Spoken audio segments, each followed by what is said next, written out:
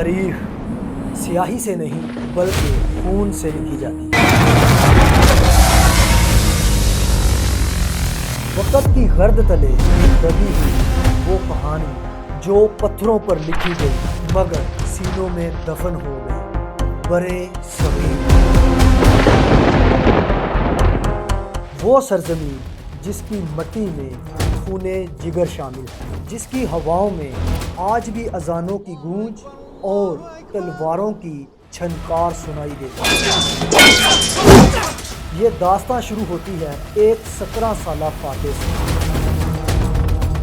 جس نے دیوبند کے ساحلوں پر حق کا جھنڈا گاڑ کر مظلوموں کی آواز کا جواب دیا۔ محمد بن قاسم، جس کے اخلاق نے دل جیتے اور اس کی تلوار کی دھار نے تاریخ کا رخ بدل کر رکھ دیا۔